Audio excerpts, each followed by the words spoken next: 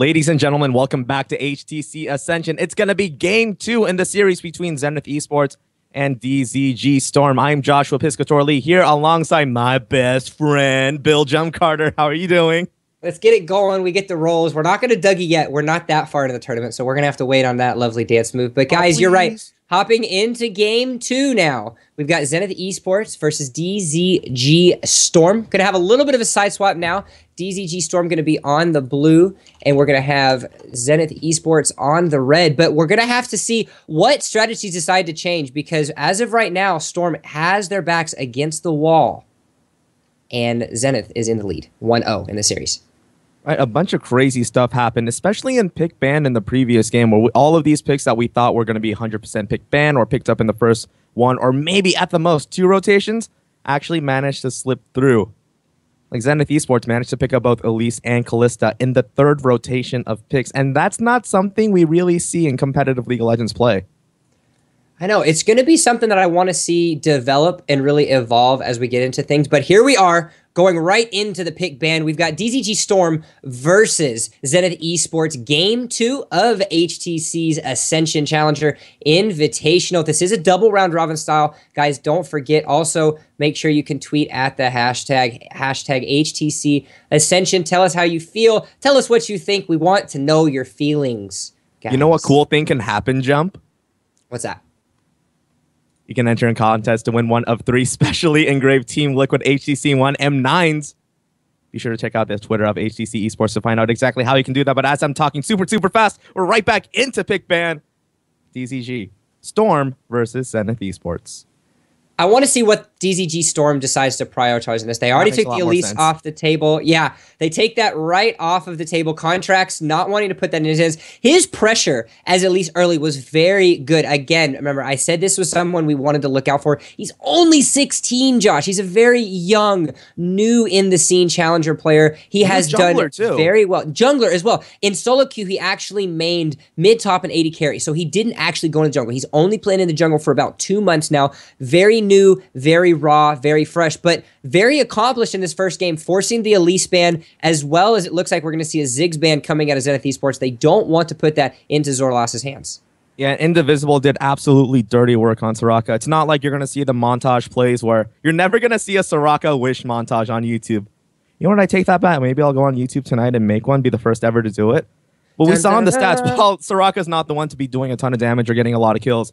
Something like 18 assists. Those heals came in at the exact right times to make sure that these kills were secured, especially in that top lane duel between Gatsby and Mysterious. You know Gatsby had to be sad. The map awareness was just so good by Indivisible to just know exactly when Gatsby was going to go all in onto I Am Mysterious, and the Mysterious top laner remained even more mysterious as the death was not able to go down. Gangplank coming out as a final ban, as well as the Riven. This does leave the Kindred open, so they can throw that back into the hands of PP7, but he really didn't do a whole lot when it comes to what he had on that champion. Yeah, he had some really good Lambs respite, but it didn't necessarily turn the entire turn the entire game on over, as Contract was able to counter jungle efficiently on that Elise. So now that this banned away, though, that could leave it open. Lulu is on the table as well. So that might be something. Gatsby taking a good long time to think about this first pick. It's an awkward spot, though. They might just be forced into taking the Kindred, given the fact that I know Zenith eSports would absolutely love to get their hands on this jungler. But there's so much open if they decide to just take the, oh my gosh, English is so hard, to just take the Kindred for themselves. We still have Kalista open. We still have Lulu, like you said, open. Counting down all the way down but the top and unbench the Kench! Oh, OS Frog spam is going to be started very soon, guys, as the Gatsby is able to lock that down for his support. Tom Kench, the most anti-fun champion, as many pros have been putting it, is going to be put in this game. But no matter how much hype we want to talk about with the glorious Louisiana Catfish coming into this, Kindred and Kalista are both available. Now, the composition that they can crank out with each other is very, very strong. So they could pick this up if they wanted. But just as I say that, it looks like that all my thoughts and my hopes of a Kindred Kalista comp might actually fall to the wayside, as they're going to go for some superior picks in their heads, as the Lulu as well as the Lee Sin is going to get hovered and locked in for the 1-2 for Zenith eSports. Might actually be baiting the Kindred here. It's not like Kindred can do a whole lot against Lee Sin in the early game when Lee Sin really shines. Contract's been playing this a decent amount recently in solo queue as well. So this guy, he's 16 years old, just rolls into the challenger scene and absolutely making a massive name. When I was 16, you know what I was doing? I'd make everybody too sad. I'm not going to answer that question.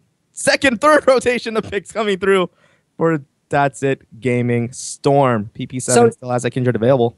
The Kindred is available, but what I would be, I guess, a lot more shocked at is if they don't pick up the Kalista for Carrick, because Kalista Tahm Kench is probably not only the most anti-fun lane to think about, because Kalista, who is very squishy, but yet does a lot of damage, has just the potential to just get saved time and time again by Tahm Kench, but the synergy that they have in lane to go on the aggressive is just so strong, but it doesn't look like they're going to go with it actually, as Zorlas locks in the Vlad, who we might actually see as a flex for the top or the mid. We're not sure where that's going to go, as well as the Tristana for Carrick. So no more Mordekaiser. He wants an actual AD carry, and he wants to try to push his team for victory here in game 2. Right. If this Vladimir doesn't go mid lane in the pocket of Zorlas, I'll give you 10 mystery skins after this game is over. Zorlas, third most played champion in solo queue. The fact that Ziggs is banned away from him constantly means that Zenith eSports definitely showing some respect to Zorlas over here. But Kalista being left open all the way through these rotations might actually respond with the Jinx, however, when you have great turret pushing on the side of Tristana. What better way to respond than have even better, well, not even better, but really good turret pushing in the form of Jinx as well.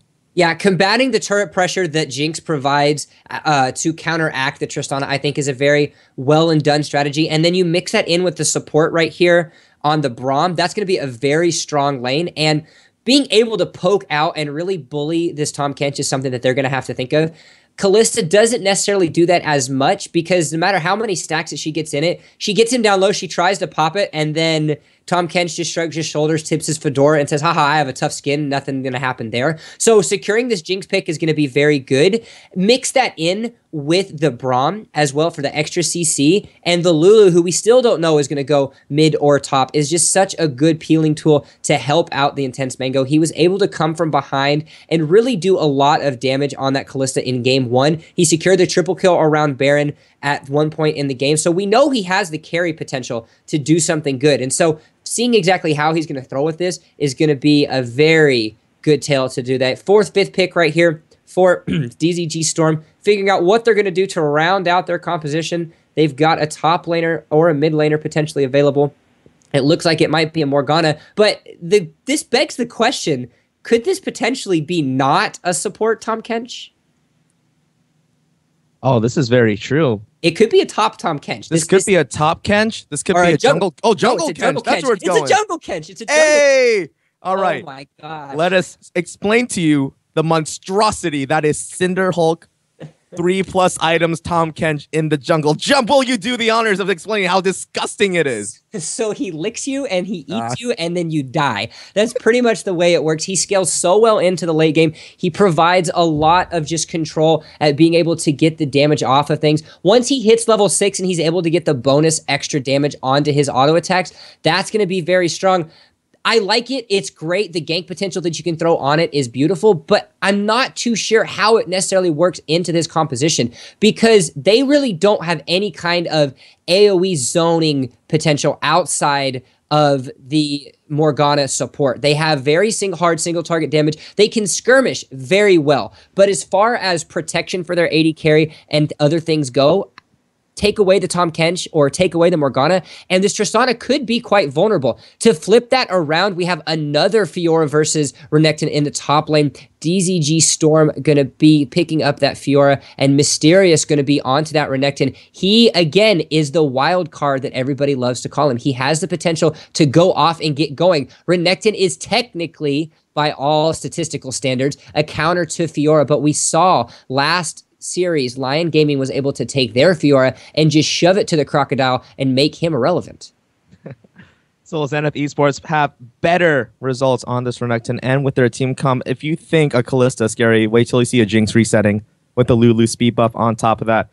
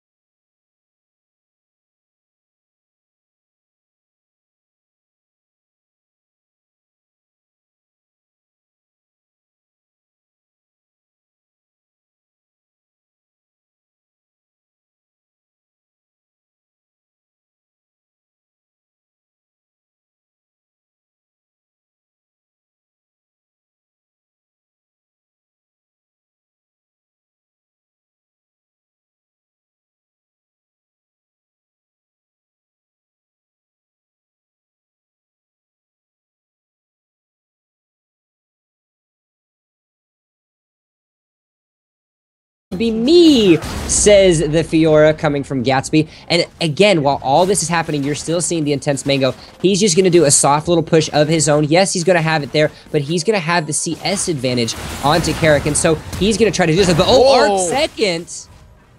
A very respect flash. That's the only way I can describe it right there. Arc second already blew everything, blew the ignite, but Dorlas opted to flash the last game. Contracts, however, just going to find him right there. Easiest kill of his life. Oh, take the second Q. Barely. Here comes the Kench, though. The frog, the OS frog.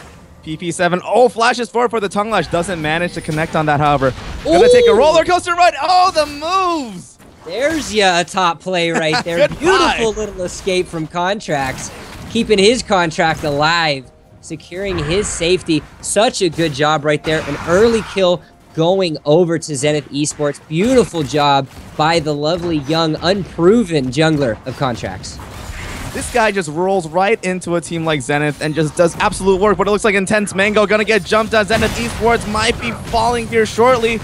Onto Carrick. Carrick going super low. Indivisible actually picks up the first kill there. Intense Mango popping the pot to barely stay alive, but PP7 saying, uh-oh, Dark Binding to the face. Mango goes down. Indivisible saying, uh-oh, I don't have an AD carry to protect. Somebody save me. I only have this big door. Finds refuge within the minion wave hour. Dark Binding is up. Jukes it. Should be it. 2-1 so far. I might be big and muscular, but that doesn't mean I'm not fast. He's able to get that successfully. Meanwhile, look at the top. Fighting, just dashing away. Mysterious getting some really good hurt onto Gatsby. He's up about a wave. He's keeping his wave pushed up. He knows exactly where PP7 is, so his level of aggression can be escalated at any point in time that he may so choose. So a very good job at just respecting this matchup and really playing it to his advantage. So that's why Renekton's really good against Fiora. I mean, that's why. It's a crocodile versus a lady with a sword. I'm sorry, but the crocodile with it's a little bit of a different 400 gold lead right now in favor of Zenith eSports. The Intense Mango able to go back, did die from that, but you're going to use that assist gold and secure himself and Avarice Blade. He is up about double the CS of Carrick, so even though they had the extra pressure and the extra gold from that top tower, he still is fairly far ahead of him into this. So a very good job at maintaining that early presence, maintaining that aggression. But here comes Contracts. If he wants to do something, he might be able to get it off, but Ji Young is lurking in the shadows. And that entire topside river brush warded out on behalf of Zenith Gaming. Mysterious really pushing this lane advantage to his own favor, up 17 CS at the 6.5 minute mark. Definitely showing this French later exactly who's boss. Meanwhile, Contracts kind of taking it easy after getting that first kill, looking for more lanes to gain to get more of an advantage. It looks like Jiyoung, however, coming around the backside to try and get a kill onto Arc second. Get a little bit of help from PP7, not quite able to lock down anything there. Indivisible saying, you guys good? All right, I'm just going to wander out back down to bot lane. This roam that Ji Young has done has just really proved so much detriment success right there for Carrick. He's got 21 CS at... excuse me, 21 CS at the 7-minute mark. That's not a place that he wants to be in, especially considering he's only sitting on the average play. That's not going to stack up if you don't get those minion kills, buddy. So the extra pressure that the Intense Mango is able to push on him is just really helping push himself forward. Indivisible is only level 3. He's been trying his best to help ward around and protect the bot lane. But again, they're going to be able to do this. PP7 roaming, but the tower going to go down in favor of Zenith. They're finally going to go down. Contracts trying to get the kick down onto Gatsby. No kick, however. Level 5. Carrick taking a lot of damage. Big level advantage on behalf of Mango. Carrick at level 4, so Jinx with so much more power. Look at Carrick, such confidence. Actually managed to bait out the ultimate from Mango. I don't know if that was calculated or not, but if that's what Carrick wanted, then I guess it's a success. It's the scare factor. There's a big, huge rocket coming towards you, but okay. Doesn't mean it's going to happen. I'm Mysterious is level 6. He can do this. He has already one rage, so he can pull up the empowered attacks if he wants to, but here comes Contracts to help it up. The grand challenge is on, but Gatsby getting locked up under tower. Mysterious going to jump right out to avoid taking any more damage. Contracts out for the smite for the style kill. 2 kills early on for this newbie jungler. Newbie as in, he just started jungling. This dude is very good at League of Legends. Thorlas on fire. Thorlas is dead. Arc second, putting that Lulu to use. Zenith eSports going up 4-1 in the early game.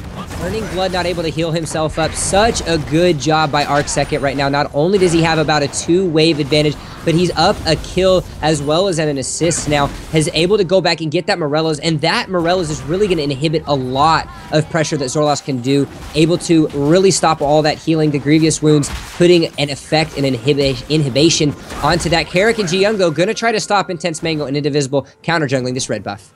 Not quite able to get away with it. They managed to reset it, though. Buffs have a lot less patience nowadays because, you know, we all want things now. This is North America. We get things immediately. Capitalism in a free market Have you heard system. of Amazon Prime Now? I don't even want to... can you... No, I haven't. Can you buy an HTC phone on that? Yo, you can buy an HTC phone on But you can't HTC's buy it with website. $100 off. Yeah, with the promotion code HTC Ascension. That's $100 that you can spend on me. Oh, it's so great. It's so grand. You can take your woman or your man out to a nice, beautiful dinner with that extra $100 you'll have in your pocket now. But talking about gold in the pocket, that's going to be a 2.5K gold lead in favor of Zenith eSports. They're really dictating a lot of this early game, moving themselves around contracts, wants his own contract. I hear TSM is looking for a jungler, so he has his potential to be able to get something done. 2-0 right now, showing his worth, really trying to put the hurt on. And that's something that's a side of this tournament that we haven't discussed a whole lot. Steve Ayrton said Liquid112 talked about how it's an opportunity for these relatively unknown players to possibly land bigger roles on bigger teams. And considering that there aren't a whole lot of challenger like showcases out there, HTC Ascension is a really good spot for these unknown players or these players who just want that shot, that one opportunity. This is their moment. Can they ascend? Can they ascend indeed? And where your Sherpas guiding you along the way, trying to see exactly what they're going to do. Oh my God! Bite, taking the bite out of Carrick. That's going to be a dead Tristana. And 2 kills now over for the High and Glory support. Didn't get any last game, wasn't able to do it, but now he wants to be the carry. Says, I can help too. Oh, Indivisible didn't have ultimate, didn't use Ignite there. Level 6 Tristana, so you know she has peel for herself. Oh man. That must have been a fun one to watch, but it looks like Zenith eSports going to pound away at the bot tier tower. Tower very inevitably going to go down. Ji-Young, MPP7 show. There's friends! Nothing going to happen. The contrast going back, trying to kick somebody back. Oh, 2-for-1 deal. Both of them get kicked back. PP7 still has a thick skin available, though. So tanky, this Tom Kent. Oh, going right into Ji-Young, however, the next one on the menu for Zenith eSports. Gatsby, however, in the middle of all of them. Mysterious trying to keep them off. Carrick picks up one. They're onto Mango with the recess. This explosive charge is ticking. It's ticking. It's gone. Carrick picks up 2. Double kill for them. And Mysterious in the middle of DZG saying, uh-oh, this Crocodile might be in a little bit of trouble. Arc second, however, comes around from the backside to provide a little bit of cleanup. Mysterious somehow makes it out of light. Oh, here the it snipe comes. through the minion wave. Carrick goes down. Arc second jumps forward. Mysterious actually manages to get the kill there, and Zenith eSports manages to take them down in a staggered ace. Bot lane inhib tower under attack.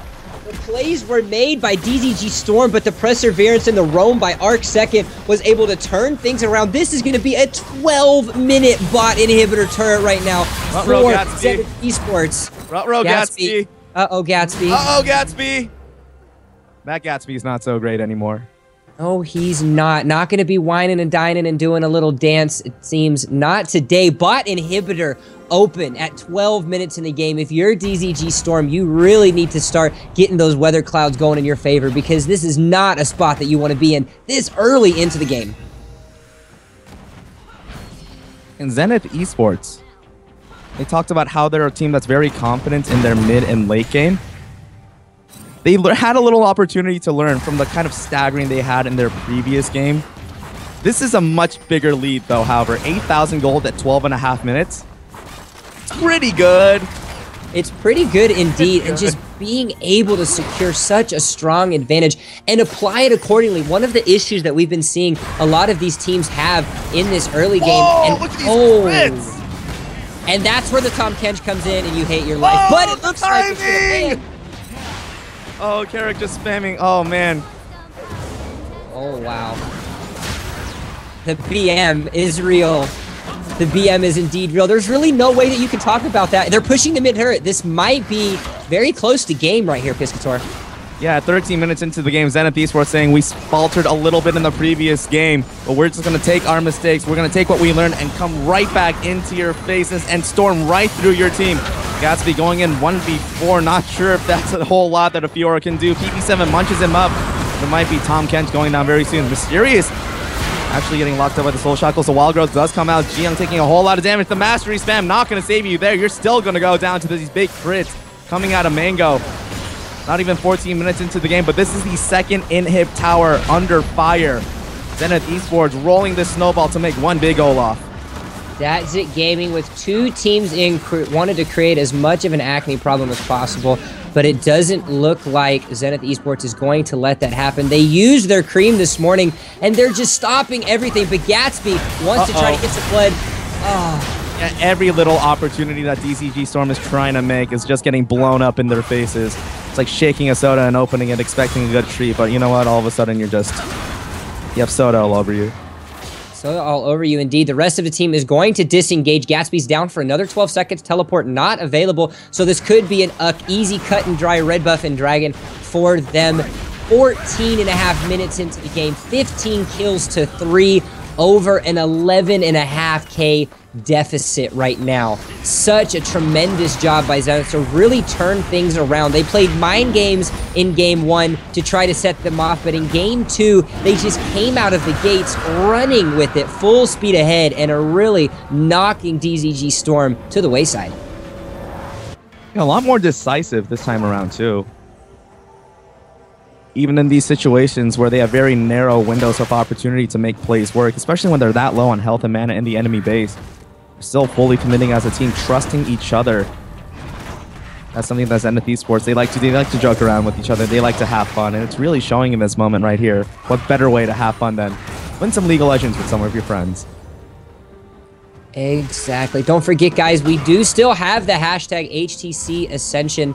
Going to try and get these going, so let us know how you feel, what you think. We're going to try to get as many updates as we can onto the Twitter as well as the website, so you can see how the results from the other games are going on. So don't forget to check out the website, htc-ascension.com. We're also going to give a shout out to our other sponsor today, AlphaDraft. Head over to their fantasy drafts, fun and games all across the board. But right now, it's just DZG Gaming is just in a tough position. They're down so much gold. All of their members are just struggling to find some kind of worth. There's an entire item advantage in the AD carry as well as the mid lane. You've got a Morello Nomicon as well as the Ludens completed an arc second. 4-0 and 0 really coming through. Yeah, they're desperately trying to make plays here, but I don't know how it's going to work out for DZG. Intense Mango goes on a rampage. Carrick actually manages to pick one up there. Arc second and the rest of them zoning them out to the best of their abilities. Oh, going into the flash. Oh my gosh, I don't even know how to do that. Carrick and them, they get absolutely deleted under turret. Only Gatsby up alive, done cleanup duty in the base. Hey, while all of us are at a party, you go home and you clean up the plates and stuff. 4-1 in that fight. Such a good job. One inhibitor is down in the mid lane, so they've got all that pressure. They're already cranking down onto the Nexus turrets. They're just going to push up. They've got another wave coming. Their AD carry is dead, so they're not going to have the crazy good minigun potential from Intense Mango, so they might just have to disengage accordingly. They're going to spam their BKT symbols and do everything. Certainly, but here comes the TP. Zorlos, this might be a last-ditch effort. The contrast, everybody's kind of split on behalf of Zenith eSports so far. Arc second forces the Wild Growth on himself to try and stay alive. Gatsby trying to find a way to the backline. PP7, not much you can do as a solo Kench. Carrick diving into the backside. Arc second trying to wait for cooldowns. Blows up one. Indivisible goes down. Buster shots. Arc second away, but a double kill into the pocket of the Lulu. Zenith eSports, even when they're caught in bad positions, they still come out ahead, and oh baby, a triple yet again. Did that taste purple or what? Oh my goodness, Arc second throwing his team for a doozy right there. 8-0 and 5, such a good job. This is going to be 3 inhibitor towers down at pre-20 minutes. This is an unbelievable showing right here coming out of Zenith eSports. Again, they played the mind games in game 1, but this time they're just up, running, dipping, dodging, diving, and destroying everything that DZG Storm is throwing at them right now. Well, Contracts is pretty good, but you can't really go 1v5 as a half-health Lee Sin and come out of that ahead. Or maybe you can, I don't know. I don't know how good this guy is.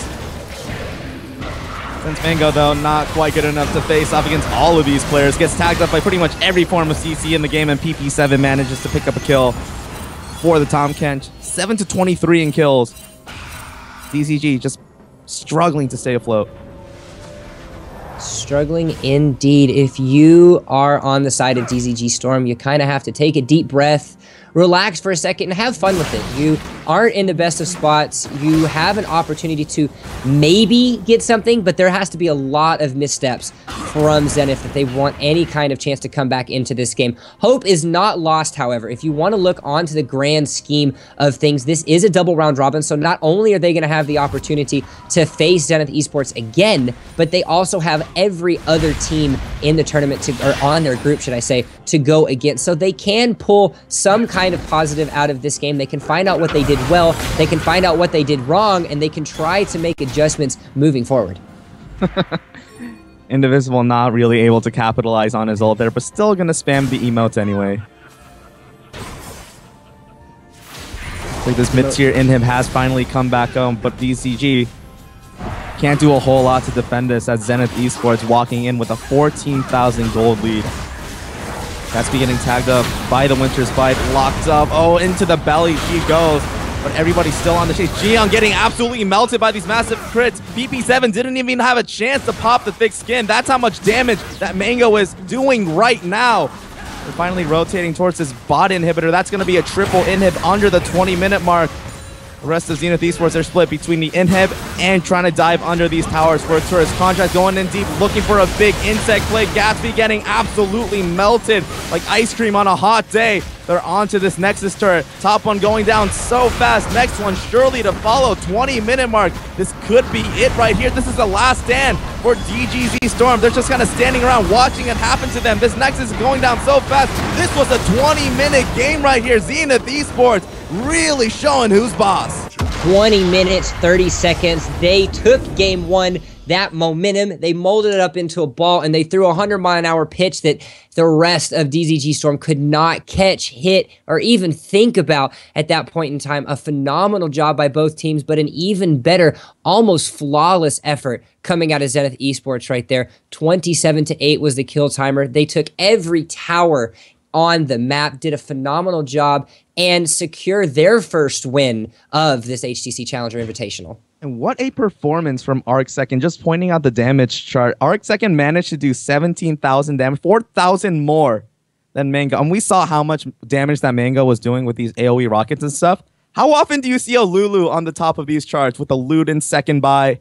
My goodness, 8-0 and 9. Who says this girl can't do damage?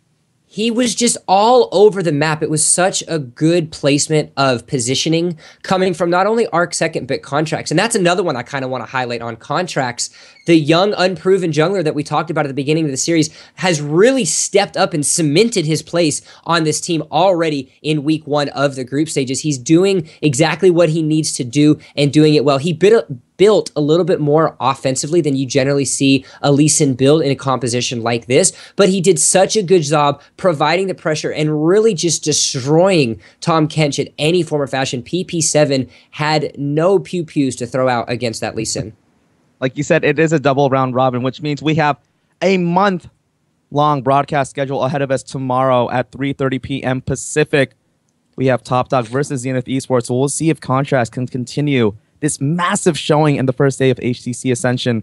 After that, we have Frostbite versus Lion once again on the stream. So be back tomorrow, Wednesday at 3:30 p.m. Pacific. This is HTC Ascension, brought to you in part by Team Liquid, HTC and AlphaDraft. Remember, throughout the entire duration of the tournament, you have a chance to win one of 3 specially engraved HTC One M9s with the Team Liquid logo. And if you're not lucky enough to win all of them, because like we said before, I'm totally going to win all 3. I'm not even sure if I can win them, but I'm going to try to do my best anyway. You can go through HTC's website, use the promotion code HTC Ascension to get a $100 discount off of any of the special esports versions of the HTC One M9. But that should do it. On behalf of all of us at HTC Ascension, the production staff, and all the casters, thank you so much for tuning in. Tonight you had Seth Achilleos King, myself, Joshua Piscator Lee, alongside Bill Jump Carter casting the games. We'll be sure to be happy to see you tomorrow when we go live at 3:30 p.m. Pacific. Everybody, have a good night.